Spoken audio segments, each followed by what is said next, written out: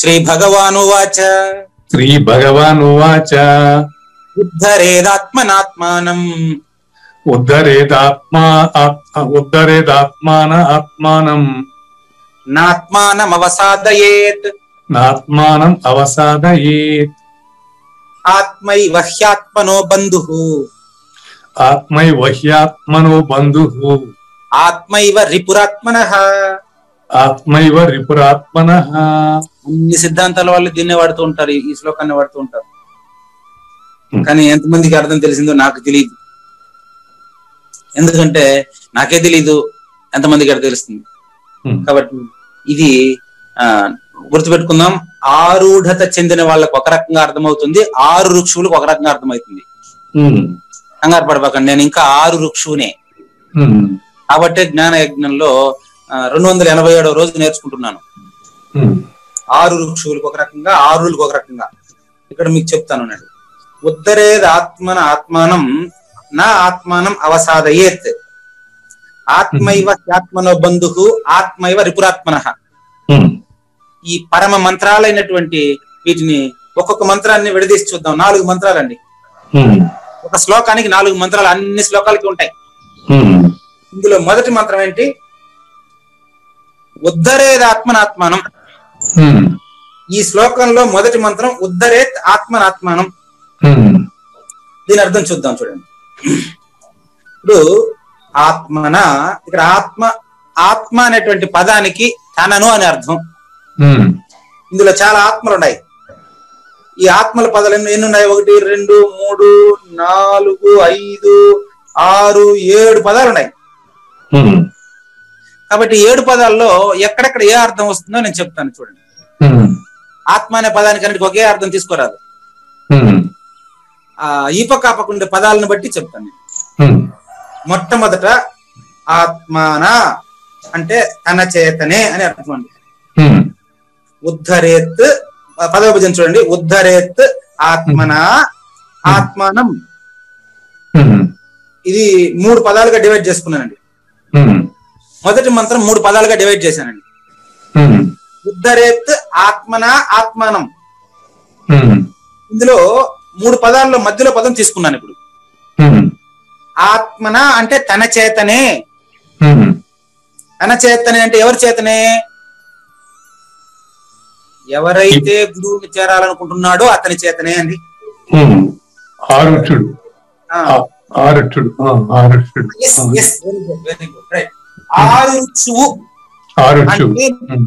అంటే నేను. ఇక్కడ ఆత్మన అంటే నేను నా చేతనే అని అర్థం. అంతవరకు ఆత్మన అనే 3 అక్షరాలకు అర్థం ఏంటంటే నేను నా చేతనే, అంతవరకు పెట్టుకోండి. రెండో పదం ఆ పక్కన దాన్ని తీసుకుంటున్నా. ఆత్మానం నన్ను. మళ్ళీ చూడండి, 3 పదాలు చెప్పాను మీకు, సింపుల్ అండి. ఉద్ధరేత్ ఆత్మన ఆత్మానం 3 పదాలు, ఒక మంత్రం అండి. మొదట ఏం తీసుకున్నాను? మధ్యలో పదం తీసుకున్నాను. ఆత్మన అంటే ప్రతి వ్యక్తి కూడా, అంటే నేను. నేను ఆత్మానం నా చేతనే. నా చేతనే. ఇక్కడ ఎక్కడ కూడా ఆత్మ అంటే ఆత్మ అనాత్మల్లో ఆత్మని గాని అట్లే నేను చెప్పట్లేదు మీకు. ఆత్మ అంటే నేను. నేను అంటే ద్వయం కదా. దేహంలో తెలియబడుతున్న నేను దేహంతో కలిపి తెలియబడతానా? దేహం లేకుండా కూడా మాట్లాడతానా? దేహం లేకుండా మాట్లాడలేదు. కాబట్టి దేహంతో కలిసి అవిద్యలో మిగతా జీవరాశుల్లాగా జీవిస్తున్న నేను అని అర్థం ఇక్కడ ఆత్మన అంటే. ఆత్మ అంటే నేను, ఒక రకంగా ఎరుక. అంతే, ఎరుక. క్లియర్ పెట్టుకోండి. ఆత్మన అంటే నా చేత, ఆత్మానం తనను. మీరు చెప్పిన పదమే పెట్టండి. ఎరుక చేతనే ఎరుకను. నా చేతనే నన్ను, లేకుంటే నీ చేతనే నిన్ను, లేకపోతే ఎరుక చేతనే ఎరుకను. ఇంకొక రకంగా ఒక వ్యక్తి తన చేతనే తనను. అది ఇప్పుడు క్లియరా వచ్చేసింది? అన్ని పదాలు. ఏం చేయాలా? ఇంకో పదం మిగిలింది. అదేంది? మొదటి పదం చూడండి. 3 పదాలు చెప్పాను మీకు కదా. ఉద్ధరేత్ ఆత్మన ఆత్మానం. ఆత్మన నన్ను, నా చేత సరే. ఆత్మన నా చేత ఆత్మానం నన్ను. మిగిలిన పదం మొదటి మంత్రంలో మిగిలిన 4 మంత్రాల్లో మొదటి మంత్రం 3 పదాలు. ఆ పని చేసుకోవాలి. అదేంటండి గురువు దగ్గరికి పోతే అన్ని ఆయన చూసుకుంటాడని చెప్పినారు కదా, మళ్ళీ నాకు పని పెడతాన్నారు ఏమని అడగబాకండి. అన్ని ఆయన చూసుకుంటాడు, నీ బదులు ఆయన్ని తినమంటావా? అన్ని ఆయన చూసుకుంటాడు, నీ బదులు కూడా ఆయన్నే తినమంటావా అని అడుగుతాడా? అది తినేది మాత్రం అట్లీస్ట్ నువ్వు చేయాలిగా.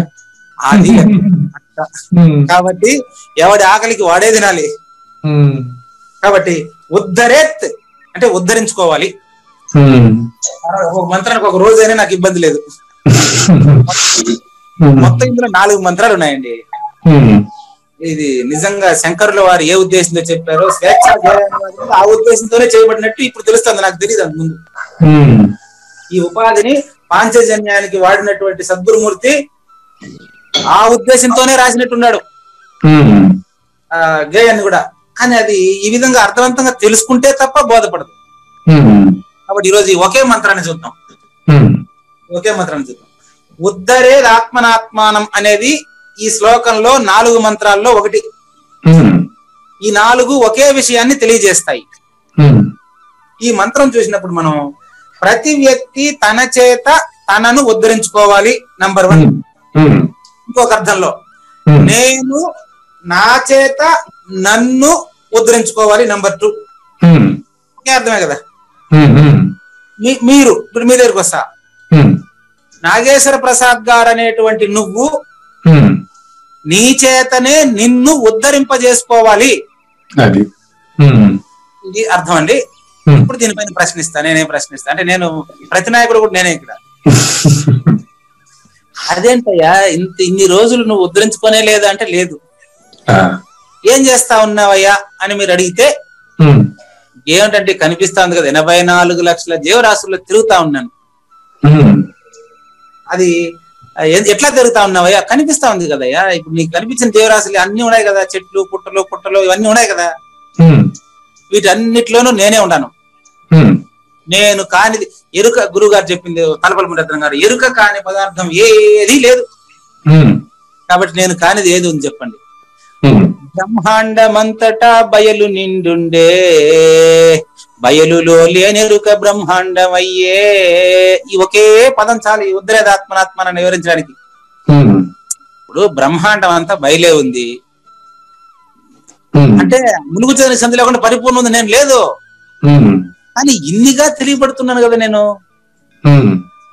ఎన్ని చూడండి, ఎన్నిగా తెలియబడుతున్నాండి. ఫస్ట్ ఏమో పుట్టినాడు అన్నారు, మళ్ళేమో అమ్మని పరిచయం చేశారు, మళ్ళేమో నాయన్ని పరిచయం చేశారు, మళ్ళేమో బంధువుల్ని పరిచయం చేశారు, ఈ లాస్ట్ కి శత్రువులు మిత్రుల్ని కూడా పరిచయం చేశారు.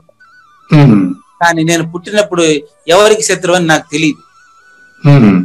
నేను మళ్ళీ పెరుగుతూ ఉన్నప్పుడు నేను ఎవరికన్నా బంధువా, ఎంతమందికి బంధువో తెలియదు. ప్రారంభంలో సంబంధీకులకు మాత్రమే బంధువులు అనుకున్నాడు. ఇప్పుడు ఘోర సంసారం తెలియబడతామని చూసేటప్పుడు మొత్తం నేను కానిది ఏదీ లేదు విశ్వంలో. బ్రహ్మాండం అంతటా బయలు నిండి ఉంది కానీ లేనెరుక లేకనే ఉన్నట్లు తెలియబడతా ఉంది. అన్ని చోట్ల నా ఎదురుగా ఉండే గోడ కుర్చీ ఇవన్నీ నాకు తెలుస్తా ఉందంటే అదంతా నేనే కదయ్యా. అంటే ఎరుకే తెలుస్తుందా? నేను తెలియబడేదాన్ని తెలుసుకుంటున్నానంటే తెలుసుకునేది ఎరుక, ఎరుకున్నా తెలుసుకున్నా అంటే ఎరుకునేది. ఎస్, కాబట్టి ఎరుక తెలుసుకుంటా ఉంది తప్ప పరిపూర్ణ గురుమూర్తి చెప్పినటువంటి పరిపూర్ణాన్ని తెలుసుకుని ఎరుకతోనే నరుకు,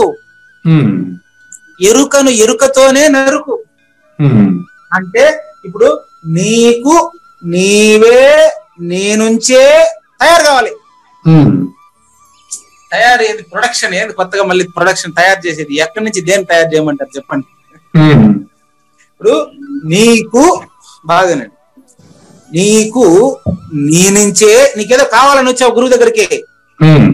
నేను చెప్తాను, నువ్వు పరిపక్వత చెందకపోతే గురువు హెల్ప్లెస్. భార్య భర్తలు ఒకరు సిగ్గుపడిన పిల్లలు గారు. అట్లా నువ్వు గాన పరిపక్వత చెందకపోతే నువ్వు పాత్ర బోలించుకొని వచ్చినావంటే నేను చెప్పేదంతా కింద పోతానే ఉంటది. ధృతరాష్ట్రుడికి చెప్పినట్టే అవుతుంది. దయచేసి ఏం చేస్తావంటే నీ నుంచి నీవే తయారు కావాలి. ఇప్పుడు పడిపోయి ఉన్నానా? అవును, సంసార సాగరంలో పడి ఉన్నావు కాబట్టి నేను నువ్వే పైకి లేపుకోవాలి. ఎట్లా లేపుకోవాలని అనేది మనం చూద్దాం. ఇప్పుడు లేపుకోవాలని ఎక్కడ పడి ఉన్నాను అనేది నెక్స్ట్ మంత్రం అండి. ఇప్పుడు నేను ఎక్కడ పడి ఉన్నాను అనేది నెక్స్ట్ మంత్రం, అది రేపు చూద్దాం. ఉద్ధరేదాత్మనాత్మానం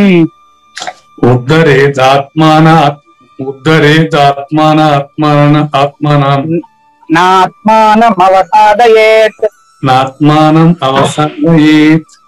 ఆత్మైవ హ్యాత్మనో బంధుః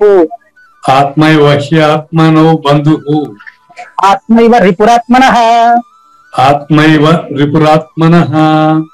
నేను ఒక మ్యాజిక్ ఫిగర్ చూసాం మనం. 702 శ్లోకాల భగవద్గీతలో 702 ఇంటూ 4 వేస్తుంటే ఎంత వస్తుందో దాన్ని కూడి చూస్తే 18 వస్తుంది. ఆ 18లో 1 + 8 కలిపి 9 వస్తుంది. అవునండి. అంటే భగవద్గీతకు మించిన మంత్రరాజ్యం మరొకటి లేదు, భగవద్గీతకు మించినటువంటి పుస్తకం ఇంకొకటి లేదు. అందుకనే ఏకం శాస్త్రం దేవకీ పుత్ర గీతం అన్నారు. అవునండి. ఏకో దేవహ దేవకీ పుత్రం అన్నారు. సర్వము గురువుమయము అంటాం, సర్వము కృష్ణమయము అనేటువంటి టైటిల్ వచ్చేస్తుంది భగవద్గీత పూర్తి రాసేటప్పటికి అందరికీ. కాబట్టి ఇందులో 4 మంత్రాలు చెప్పబడ్డాయి. ఒక్కొక్క మంత్రాల్లో 4 సబ్ డివిజన్స్ ఉంటాయి. అందులో నిన్న మొదటి మంత్రం పూర్తయింది మనకు. మొదటి మంత్రంలో 3 పదాలు తీసుకున్నాం. ఉద్ధరేత్ ఆత్మాన ఆత్మానం. ఇందులో ఆత్మాన నా చేతనే, ఆత్మానం నన్ను, ఉద్ధరేత్ ఉద్ధరించుకోవాలి, నా చేత నన్ను ఉద్ధరించుకోవాలి. మొదటి మంత్రం. ఈ రోజు 288వ రోజు రెండో మంత్రం. ఏమిటా రెండో మంత్రం? నా ఆత్మానం అవసాదయేత్. చూడండి, ఇక్కడ కూడా 3 గడ్డగా చేస్తాడండి. ఆత్మానం తనను అవసాదయేత్, అధోగతి పాలు చేసుకోవడం నా వద్దు. దీన్ని 3 గడ్డగా చేశానండి. ఆత్మానం అవసాదయేత్ నా. చూడండి, నా అది సంధి. నాత్మానం అవసాదయేత్ ఉంది కదా, అందులో నా అని రాసి పక్కన పెట్టాలి. నాకు పలకటిచ్చి పక్కన పెడితే అందులో దీర్ఘం ఉండదని తీసుకోవాలి. ఆత్మానం ఒక పదం, అవసాదయేత్ రెండో పదం. ఆత్మానం అంటే నన్ను, లేకపోతే తనను, లేకపోతే నిన్ను. 3 ఒకే రకంగా వర్తిస్తుంది. First person, second person, third person. ప్రథమ పురుష, ఉత్తమ పురుష, మధ్యమ పురుష. ఒక్కరు అట్లా అన్వయింపు చేసుకుంటారని చెప్తున్నాను. శ్రోతల్లో 3 రకాలు ఉంటారు కదా. నేను చెప్తే ఎదుటి వ్యక్తికి చెప్పాలి, లేకపోతే మూడోవాడు. నేను, నువ్వు, మూడోవాడు. ఈ 3 ఉంటాయి. ప్రథమ పురుష, మధ్యమ పురుష, ఉత్తమ పురుష. ఈ 3 ఉంటాయి. 3టికి అన్వయించి చెబుతున్నాను. ఇప్పుడు ఆత్మానం అంటే అది సత్యానంద ఆత్మ కాదు, పరిపూర్ణమైన ఆత్మ కాదు. అది వచ్చినప్పుడు చెప్తాను. ఆత్మానం అంటే నన్ను, లేకపోతే తనను, లేకపోతే నిన్ను. 3 రకాలుగా అర్థం చేసుకోండి. చెబుతున్న వాడైతే నన్ను, ఎదుటి వ్యక్తికి నీతి చెప్పాలంటే నిన్ను, ఇతరులకు వింటున్న శ్రోతలు అనుకోవాలంటే తనను. ఇది చెప్తున్నాను. ప్రతి ఒక్కరూ మీరు మార్చుకుంటే సరిపోతుందండి. ఆత్మానం అంటే తనను, అవసాదయేత్ అంటే అధోగతి పాలు చేసుకునుట. సింపుల్ అండి. తనను తాను పతనము చెందించుకొనుట. నా అంటే కూడదు. తనను తాను పతనము చెందించుకొనుట కూడదు. ఇది రెండో మంత్రం. ఈ 2 మంత్రాలను కలుపుదాం. తెలుగులో నేరుగా చెప్తాను మీకు. మానవుడిగా జన్మించిన వాడు తనను ఉద్ధరించుకునే ప్రయత్నం చేయాలి తప్ప తనను తాను పతనం చెందించుకునేటటువంటి పని అంత పనికిరాని పని చేసుకోబాకండి. అది ఉద్ధరించుకోవాలి కానీ చెడిపోకూడదు. యా, ఇది రెండో మంత్రం. ఇప్పుడు ఒకే శ్లోకంలో 3వ మంత్రానికి వెళ్దామా? ప్రతిఫలిస్తాం. నెక్స్ట్ చూడండి. ఆత్మైవ ఈ ఆత్మనో బంధువు. ఇది 3వ మంత్రం. ఇందులో ఇది చాలా అద్భుతంగా ఉందండి. ఇక్కడ కూడా ఆత్మ అంటే ఎప్పుడు కూడా సచ్చిదానంద ఆత్మ కాదు, పరిపూర్ణమైన ఆత్మ కాదు. ఇక్కడ హి అనే దాన్ని ముందు తీసుకుంటానండి. ఇక్కడ 3వ పార్ట్, మొదటి భాగం తనను తాను వివరించుకోవాలి. 2వ భాగం తనను తాను పతనం చెందించుకోరాదు. 3వ భాగం తనకు తానే బంధువు. దాన్ని చెప్తాను చూడండి. ఆత్మైవ ఆత్మనో బంధువు మధ్యలో ఉండే హాకు యావత్ ఇచ్చారు కదా, దాన్ని ముందు తీసుకుంటున్నాను. హి అని పెట్టండి. హి ఎందుకంటే తనను తాను వృద్ధి చేసుకోవాలి, తనను తాను పతనం చెందించుకోరాదు. ఎందుకంటే అంటే ఆత్మాన ఏవా అంటే తానే, ఆత్మాన ఏవా అంటే తానే. మొదటి పదం అండి ఆత్మైవ ఉంది కదా, ఆత్మాన ఏవ. ఆత్మైవ అనే దాన్ని విడదీస్తే ఆత్మ ఏవ అనేది. ఆత్మ ఏవ, ఓకే. ఆత్మ ఏవ అంటే మనిషి తనను తానే అని అర్థం అండి. ఆత్మ అంటే ఇక్కడ కూడా మనసు అని గాని మనిషి అని గాని అర్థం తీసుకోవాలని తప్ప కార్యకారణ సంఘాతము అంటారు. అబద్ధపు గుర్తు, మూలము లేకనే గుర్తు తిరుగుతున్నటువంటి ఎరుక, మనిషి ఎరుక రెండు కలిస్తేనే ఇక్కడ ఆత్మ అని అర్థం. ఆత్మ అనే పదానికి అదే అర్థం. ఆత్మ ఏవా మనిషి అన్నప్పుడు దేహము దేహం రెండు కలిసి గుర్తుపెట్టుకో. మనిషి ఇక్కడ ఆత్మ అంటే మనిషి, ఏవా అంటే తానే, ఆత్మనః తనకు, ఆత్మనః అంటే తనకు, తనకు తానే బంధువు అంటే బంధువు. ఇక్కడ ఒక ముఖ్యమైనటువంటి తనకు తాను బంధువు ఎట్ అవుతాడు? బంధుమిత్రులు తనకు భార్య పిల్లలు వీళ్ళంతా కలిసి కుటుంబం, తనకు తాను బంధువు ఎట్ అవుతాడు అని మీకు లేదండి. మీరు ఎంత మందితో మాట్లాడుతూ ఉన్నా అంతమందిలో గుర్తిరిగేది ఒకటేనని తెలిసిన వాడు తనకు తానే బంధువు అవుతాడండి. ఎలా గురుగారు ఒకసారి చెప్పండి. దేహములన్నీ వేరుగా ఉండినా దేహి అంతా ఒకటేగా భావించిన వాడికి ఇది అర్థమవుతుంది. అది దాంట్లో ఉన్నది ఒకటే తత్వం. ఓకే. దీనికి వశిష్ఠ గీత ప్రారంభంలో చెప్తారు, విద్యాప్రకాశ్ అన్న దగ్గర చెప్తారు. ఆయన ఏమంటాడంటే గవాం అనేక వర్ణానాం క్షీరవత్ ఏక వర్ణత అంటాడు. గవాం అనేక వర్ణానాం క్షీరవత్ పశ్యతి ఏకవర్ణత అంటాడు. అంటే వశిష్ఠ గీతలో ఉండే 32,000 శ్లోకాల సారాంశాన్ని ఆయన ఒకే వాక్యంలో చెప్పే ప్రయత్నం చేస్తారు. ఒక శ్లోకంలో అనేక రకాలైనటువంటి రంగులు స్వభావాలు కలిగినటువంటి ఆవులు ఉండినా ఆ ఆవుల్లో ఉండే పాలంతా ఎలా తెల్లగా ఉంటుందో, తెల్లగానే ఉంటుంది కదా పాలు, ఇప్పుడు నలుపుగా రాదు, వేరే రంగు రాదు. అదే విధంగా ప్రపంచంలో ఉండేటువంటి 84 లక్షల జీవరాశులు చైతన్యాన్ని ఇస్తున్నటువంటి శక్తి ఒక్కటేనా వేరేనా? ఒకటే అన్నప్పుడు నాతో నువ్వు మాట్లాడుతున్నావు అనేది నామరూపాల భేదమే తప్ప ఇద్దరికి శబ్దతలు మాట ఒక్కటే కదా. ఒకటే. ఇప్పుడు నాకు నువ్వు బంధువు. ఇప్పుడు నాకు నువ్వు బంధువు అంటే అధిష్టాన చేతన బ్రహ్మ స్థాయి అర్థమైతేనే బంధువు.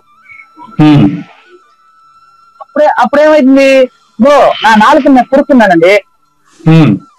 ఒకడేమంటాడంటే ఎదుటి వ్యక్తి పైన కోపం వచ్చి భయపడడానికి నాలుకను మడత పెట్టి కురుకుతాడు అనమాట. నాలుకను కిందికి మడత పెట్టి కొరికి చూడండి ఎవరు ఎదుటి వాళ్ళు.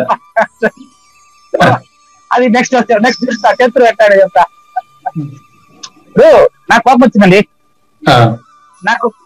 నాకు కోపం వచ్చి నాలుకను కిందికి మడత పెట్టి నాలుకను కొరికి నిన్ను ఉరిమి చూశానండి. అయితే ఆ ఎదుటిగా ఉండేటువంటి వ్యక్తి ఆత్మస్థితిలో ఉంటే ఇతన్ని బంధువుగానే చూస్తాడయ్యా. కానీ శత్రు ఎందుకు అయినాడంటే నాలుకను కొరగడానికి ఏది కారణమైంది మీరే చెప్పండి. నాలుకను కొరికి ఎదుటి వ్యక్తిని ఉరిమి చూడడానికి కారణమైనటువంటిది అతనేనా పక్కన? కానీ పక్కనోడు అనుకోవడమే తర్వాత చెప్పబోయేది. ఇప్పుడు నాలుకను మడత పెట్టి కొరికి ఉరిమి చూడడానికి కారణమైన వాడు నేను పుట్టేటప్పుడు ఎవరు నాయన నా కొడుకు ఇంతమంది శత్రువులతో పుడుతున్నాడు, నా కొడుకు ఇంతమంది బంధువులతో పుడుతున్నాడు ఎవరు చెప్పలేదా? వాళ్ళు కొడుకునో కూతురునో కన్నారే గాని శత్రువుల్ని మిత్రుల్ని నేను కల్పించుకున్నా. కాబట్టి ఆత్మైవ హ్యాత్మనో బంధువు అనే మంత్రానికి అర్థం ఏంటంటే తనను అందరిలో తనను చూడగలిగిన వాడికి అంతా బంధువులే. ఇప్పుడు పక్కన పోదానికి మూడో మంత్రం దగ్గరికి పోదామా? ఇప్పుడు శత్రు ఎట్లా చూడండి, ఎందుకంటే తనకు తానే బంధువు అనేది ఇంతకు చూసాం. నెక్స్ట్ శత్రువు ఎట్లా? వీడు మరుపులో ఉండేవాడండి. శత్రువు ఎట్లా అంటే మరుపులో ఉండేవాడికే శత్రువు, ఎరుకులో ఉండేవాడికి అంతా బంధువులు, మరుపులో ఉండేవాడికి అంతా శత్రువు. రెండు మీరినటువంటి పరిపూర్ణులు. అది అది అది ముందు శ్లోకంలో అయిపోయింది. కాబట్టి ఇప్పుడు ఆత్మైవ రిపురాత్మహానహ అనేదాన్ని చూద్దాం. దాన్ని విడదీస్తానండి. మళ్ళీ అదే చూడండి, మొదటి పదమే రిపీట్ అవుతుంది మంత్రంలో. ఆత్మైవ అనే పదమే 4వ మంత్రంలో కూడా. ఒక శ్లోకానికి 4 మంత్రాలు అనుకున్నాం మనం. ఈ శ్లోకాల కొత్తగా చూసాం ఆ కోణాన్ని. ఆత్మైవ అనేది మళ్ళీ మొదలవుతుంది ఇక్కడ. ఆత్మయేవ వస్తుంది. అంతే అదే విడదీస్తారు. ఆత్మయేవ అంటే తానే. ఇక్కడ కూడా ఆ కార్యకారణ సంఘాతం. దేహము దేహి కలిసినటువంటి నేను,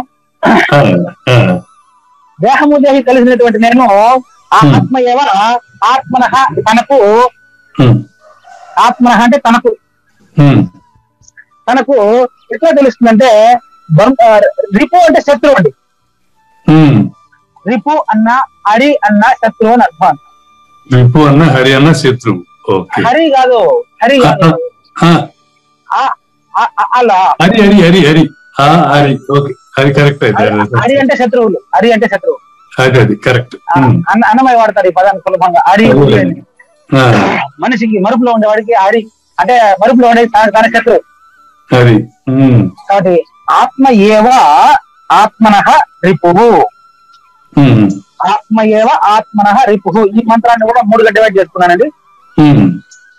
ఆత్మ ఏవ అంటే తనకు తానే, లేకపోతే నాకు నేనే, లేకపోతే నీకు నీవే. 3 ఒకటే విషయం. ఆత్మ ఏవ ఆత్మనః తనకు, రిపుః అంటే శత్రువు అర్థం.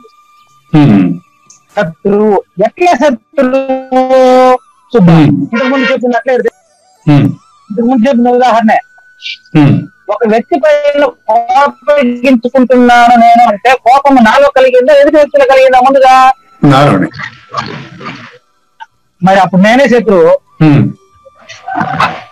కాబట్టి సరైన అవగాహన ఉంటే తనకు తానే అందరిలో తనను చూడగలుగుతాడు. కాబట్టి అతనికంతా బంధువులే అదే ధర్మరాజు. సరైన అవగాహన లేకుండా కనిపించే నామరూపాలను సొంతం చేసుకోవాలనేటువంటి ఉద్దేశంతో చూసినాడంటే ఈ కోపం ఎందుకు వస్తుందంటే మీకు 2వ అధ్యాయంలో చక్కగా చెప్పారండి. జాయతో విషయాన్ పుంసః సంగస్తేషు ఉపజాయతే సంగాత్ సంజాయతే కామః కామాత్ క్రోధో అభిజాయతే. ఎందుకు వస్తుంది నాకు నేను శత్రువుగా కోపం ఎందుకు వస్తుంది నాకు అంటే జాయతే విషయాన్ పుంసః, దేహంలో ఉండేటువంటి దేహి శబ్దస్పర్శ రూపరసగంధాలనే విషయాల వెంబడి వెళ్ళి రోడ్డు మీద పొయ్యి ఏం చేస్తున్నాడు? అది కావాలి అంటున్నాడు.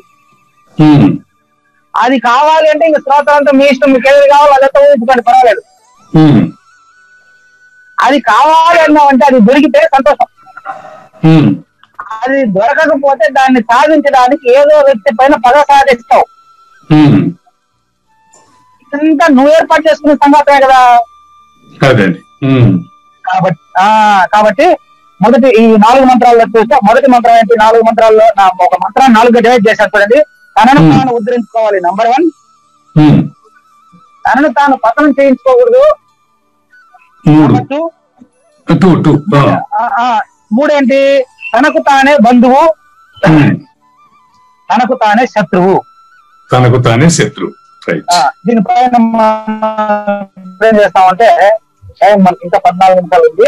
జ్ఞానేశ్వరి కోణాన్ని చూద్దాం ఒకసారి చూడండి. అంతటా శ్రీకృష్ణుడు నవ్వుతూ ఇట్లా అన్నాడు, నవ్వుతూ మొదలు పెట్టాడంట ఈ విషయాన్ని. నాయన నీ మాట భలే అద్భుతంగా ఉంది, భలే అద్భుతంగా ఉంది. చూడండి మంచిది. ఏమని మాట ఇక్కడ అర్జునుడి ప్రశ్నను మనకు జ్ఞానేశ్వరి ఇక్కడ కల్పించారండి. గుర్తుందా లేకపోతే మళ్ళీ చెప్తాను. అర్జునుడి ప్రశ్న దానికి పైన 2 ఏళ్ళ పైన చూడండి. అర్జునుడు అంత గొప్ప వ్యక్తిని నేను ఎలా తెలుసుకోవాలి అంటాడు. ఎంత గొప్ప వ్యక్తి? యోగారూఢుడైనటువంటి వ్యక్తి. అదే మెయిన్ సబ్జెక్టు. యోగారూఢుడైన వ్యక్తి నేనెట్టా తెలుసుకోవాలని అర్జునుడు అడిగినటువంటి ప్రశ్నగా భావించి శ్రీకృష్ణుడు అర్జునుడికి సమాధానం చెప్తున్నాడు. ఎంత గొప్ప విషయం అంటే యోగారూఢుడిని తెలుసుకోవాలనుకుంటున్న వాడు కూడా యోగారూఢుడు కాగలడు. ఎట్లా అంటే ఇట్టి అద్వైతావస్థలో ఎవరు ఎవరికి ఏమి ఇవ్వగలరు?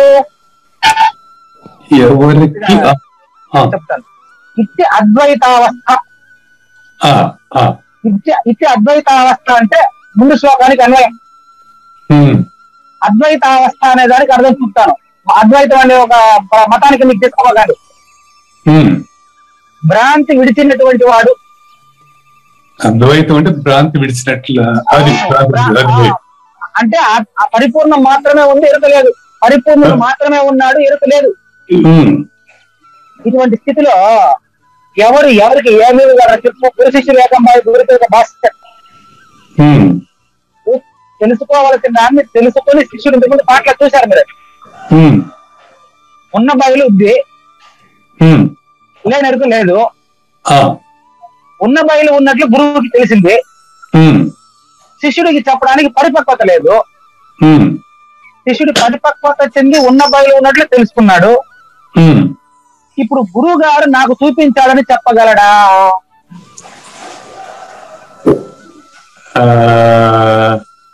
కానీ ఎరుకనిపించిన గురువు గారే కదా.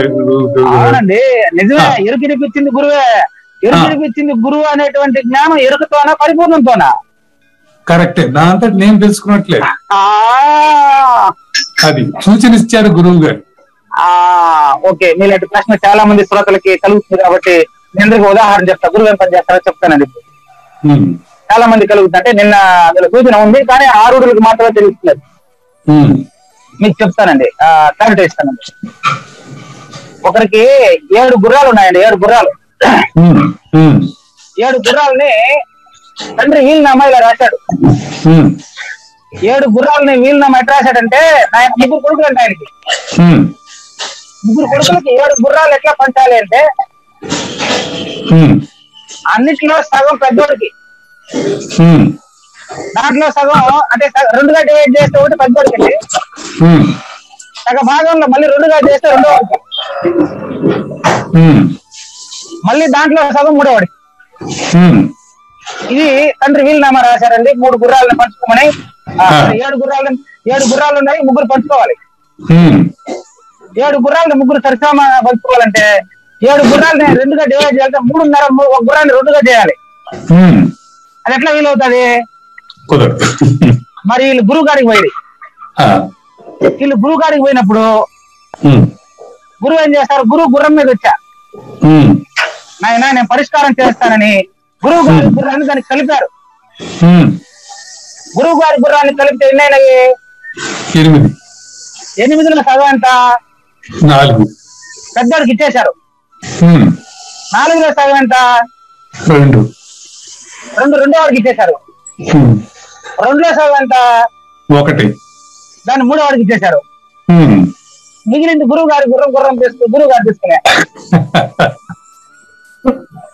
ఇప్పుడు పంచుకోలేకుండా ఇబ్బంది పడతా ఉండే వీళ్ళకి గురువు గారు ఏమి ఇచ్చారో మీరు చెప్పండి. లేదు, మరి ఏం తీసుకున్నారో చెప్పండి. అవగాహన అంతే. ఈ విధంగా పరిపూర్ణ సూచన చేయమంటే వ్యాపారం చేస్తారు ఏంటండి?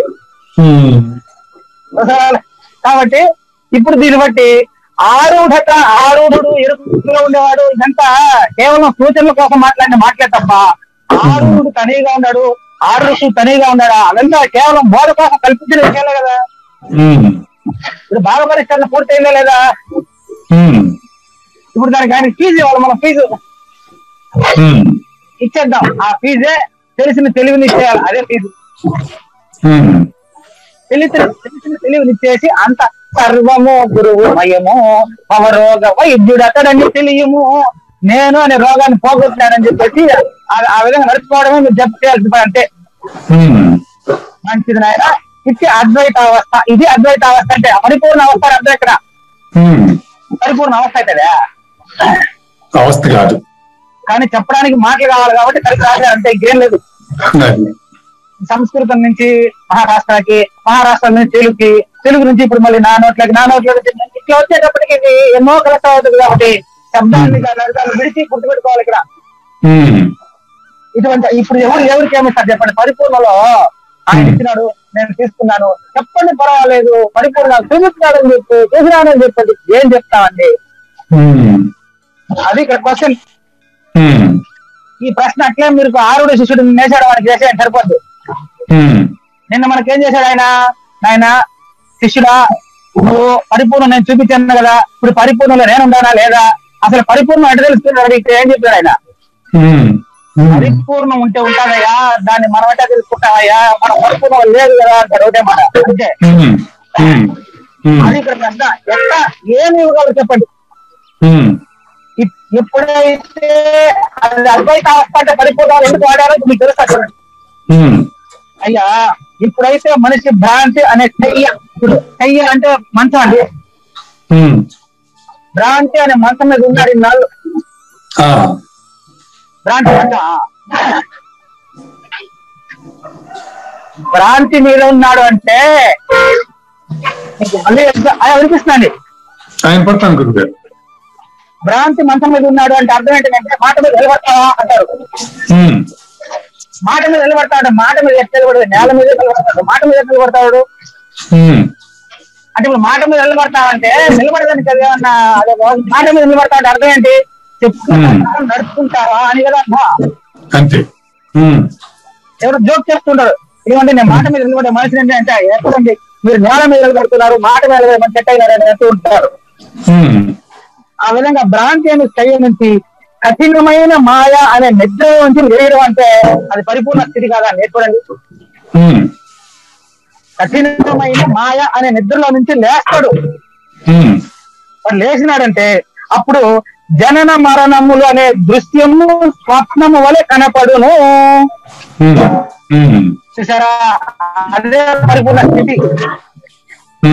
ఇప్పుడు చెప్పండి, పంచదశి ఎస్టాబ్లిష్ అయింది చూడండి. పంచదశి అంటే ఏంటి, కళలో తోచిన శరీరాలు ఎలాగో అలాగే. కొంచెం పట్ల గురుగారు ఏమంటారు, కళలో తోచిన శరీరాలు ఎలాగో అలాగే పంచదశ. ఓకే,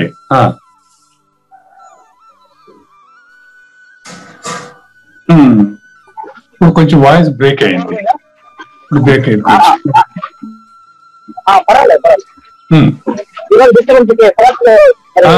అదేనండి, బస్సులో ఉన్నారు కదా, చెన్నైలో ఉన్నారు. ఓకే. జనన మరణముల భ్రాంతి రహితమైనప్పుడు, జనన మరణముల భ్రాంతి రహితమైనప్పుడు మనం మాట్లాడుతూ ఉండే మాటలన్నీ కూడా ఎట్లా కనిపిస్తాయి, అక్కడికి కళలో ముచ్చట్లాగా తెలుస్తాయి. అది లేనివే కనిపిస్తాయి, లేనివే కనిపిస్తాయి, లేనట్లు కళగా కనిపిస్తాయి. మరి అప్పుడు కళగా కనిపిస్తుంటే పరిపూర్ణం కదా, పరిపూర్ణంలో మనకు తెలియదు, పరిపూర్ణంలో మనం దానికి పరిపూర్ణుడు రుజువు ఏంటి, రుజువు ఏంటి అంటే ఈ ప్రపంచం అంతా నేనుతో సహా మొత్తం యావత్ ప్రపంచం అంతా ఆత్మ అనాత్మలు వేరుగా తెలియడమే పరిపూర్ణ స్థితి. అదే అది కాబట్టి ఇప్పుడు అద్వైత స్థితి అనే పదానికి మనం అట్లా అన్వయం చేయాలి. అట్లా నెక్స్ట్ ఇప్పుడు ఏమైంది, లేచి చూడండి, లేచి ఎక్కడి నుంచి లేచి, 4వ శరీరం నుంచి లేచి, విరాట్ హిరణ్య గర్భ అవ్యాకృత పరమాత్మ అంటారు కదా. విరాట్ హిరణ్య గర్భ అవ్యాకృతలు నామరూపాలు ఈ 3 అవస్థలతో సృష్టి స్థితి లయాలు. ఈ విరాట్ హిరణ్య గర్భ అవ్యాకృతుల్లో తిరుగుతా ఉండేవాడు పరమాత్మ. వాడు లేచి ఎక్కడి నుంచి లేచి, చూడండి ఇక్కడ ఎంత క్లారిటీ, ఎక్కడి నుంచి లేచి అంటే సృష్టి అనే కళలో నుంచి లేచి, సృష్టి అనే కళలో నుంచి లేచి, లేచి అకస్మాత్తుగా అంటే వెంటనే తల మేలుకున్న వెంటనే ఏమైంది, వెంటనే స్వప్నము వలె ఉన్న సమస్తమును మిథ్య అని అతనికి నిశ్చయము కలుగును. అలా కలగడం పరిపూర్ణ స్థితి, అదేనండి పరిపూర్ణ స్థితి. అనుమానం ఏముంది ఇక్కడ, అంటే ఎక్కడి నుంచి ఎక్కడికి మేలుకున్నాడు అని అర్థం అయ్యాలంటే శ్రోతల్లో 6 ఉడులకే ఇది అర్థమవుతుంది, 6 వృక్షులకి కాదు. ప్రయత్నం చేయాలంటే 6 ఉడులకి చాలా స్పష్టం. సృష్టి స్థితి లయములు ఈ మూడైనా ఎరుక ఇంకేమైనా చేస్తున్నా చెప్పండి చూద్దాం వాళ్ళకి. సృష్టి స్థితి లయములు కలగా కనిపించింది ఎవరికి? ఇంతకు ముందు సృష్టి స్థితి లయములు చేస్తున్నటువంటి వాడికైనా వేరే వాడికా? సృష్టి స్థితి లయం చేస్తున్నాడు కనపడుతుంది, వాడికే కనపడింది. ఏం కనపడింది? ఇప్పుడు వాడు లేదని కనపడింది. అది కళను ఉదాహరణగా తీసుకున్నారే తప్ప మళ్ళీ ద్రాష్టాంతం అవుతున్నారు దీనికి. కళను ద్రాష్టాంతంగా చెప్పాలి, మళ్ళీ చూసిన వాడి ద్రష్టం తీసేయడం. దానికి చెప్తారు ఉదాహరణగా, కానీ చెప్పిన సులభం కాదు అది. కర్పూరము శిష్యుడండి, జ్యోతి గురువు అండి, అంటే అగ్ని అనేది గురువు అండి. రెడ్డి ఎవరో నీకు కంటికి కనిపిస్తుంది, వెలుగు ఆడిపోయిన తర్వాత నీకేమీ కనపడదు. అదేమి ఇక్కడ గురువు శిష్యులు ఇద్దరు లేనటువంటి పరిపూర్ణం తెలిసిన తర్వాత అంటే కనపడిన తర్వాత, పరిపూర్ణం కనపడిన తర్వాత మరి నేను కనిపించే వీలుందా? లేదండి, లేదు. దట్ ఈస్ నిశ్చయ స్థితి. అది ఇప్పుడు నేను అనేది ఉంటేనే సృష్టి స్థితి లయ, నేను లేనప్పుడు సృష్టి లేవు. రెండో అధ్యాయంలో మీకు 52-53 భగవద్గీత అయిపోయిందని చెప్పింది దీన్నే. అది యథాస్థ్యతి నిశ్చల సదయోగం అవాప్స్యతి చెప్పండి. నిర్వేదం గంటాసి అంటాడు, శ్రోతం యస్య శృతస్య చ నిర్వేదం గంటాసి అన్నారు 52-53 శ్లోకాలు రెండో అధ్యాయంలో. ఎట్లా నిర్వేగం గంటాసి, తెలుసుకోవలసినది లేని స్థితిని పొందేస్తాడు, గంటాసి పొందేస్తాడయ్యా. రెండో అధ్యాయం 52-53 శ్లోకాల్లోనే ఇది తేలిందండి. ఏం తేలింది మనకు అంటే, శృతికి ప్రతికొన్నాక యథాస్థ్యతి నిశ్చల, ఎప్పుడైతే అతనికి ఈ స్థితి వస్తుందో, అది ఈ పూర్తిగా సృష్టి స్థితి లయాలు చేస్తున్నటువంటి పరమాత్మ అనేటువంటి నేను విద్య, అధిష్టాన చేతన బ్రహ్మం అనేటువంటి నేను లేదని తెలిసిందో, వెనుకటి భ్రాంతి వల్ల ఆత్మబోధ కూడా, ఇంతవరకు బోధించినటువంటి గురు శిష్యులు అనేటువంటి గుర్తు కూడా అతనికి తనంతట తానే లభ్యమగును. అంటే ఇతను మళ్ళీ ఇంకొకరికి బోధించగలడు, కానీ ఇతనికి ఉండేటువంటి సృష్టికి సంబంధించిన పోగొట్టుకున్నాడు. అక్కడి నుంచి గురువు ఇచ్చినటువంటి ఆ యొక్క కర్తృత్వ రహిత కర్మాచరణ అనేటువంటి దృష్టి ఏదైతే ఉందో, ఆ దృష్టి అతను ప్రవర్తించి తర్వాత అతని శిష్యులకు స్పష్టంగా తెలివి బోధకుడుగా చెప్పగలడు. అట్లా కాకుండా గాన ఈ విధంగా తెలుసుకుని పడతారకపోతే ఏమైతుంది? తన రిపు తనకు తానే శత్రువు అవుతాడు. ఇప్పుడు గ్రహిస్తే కడతాడిపోతాడు, గ్రహించకపోతే ఏమవుతాడు?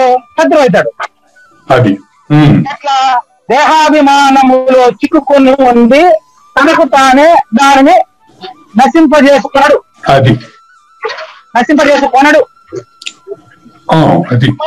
గురువు ఇచ్చిన వాక్యం ప్రకారం కడతేరితే తనను తాను నశింపజేసుకోగలడు. ఇప్పుడు చెప్పండి, తనకు తానే ఎరుగును పోగొట్టుకోవాలన్నా గురువు వచ్చి తీసుకెళ్ళి కొద్ది రోజుల తర్వాత ఆయన ఉండాలి, ప్రయత్నం లేకుండానే అవుతుందా? గురు సూచనతో తనకు తాను పోగొట్టుకోవాలి. అది మనకి ఈ శ్లోకంలో తెలిసిందండి. మిగతా తర్వాత శ్లోకం రేపు తర్వాత లేనిది లేదు లేదు, ఉన్నది లేకపోవుట లేదయ్యా, ఈ గొప్ప మందును ప్రజలంతా పక్కనని తెలియవలెను. శ్రీకృష్ణుని పలుకును సూటిగా తలపల ముని రత్నము, సహజాచలుని నోటనే నేటికి చెప్పకనే చెప్పించెను. తనను ధరింప మనుషుడు యత్నము చేయవలెను, దిగజారు పనులు చేసి అధోగతి పాలుగా చూడదయ్యా. తనకు తానే మిత్రుడు, స్వయముగా తనకు తానే శత్రువు.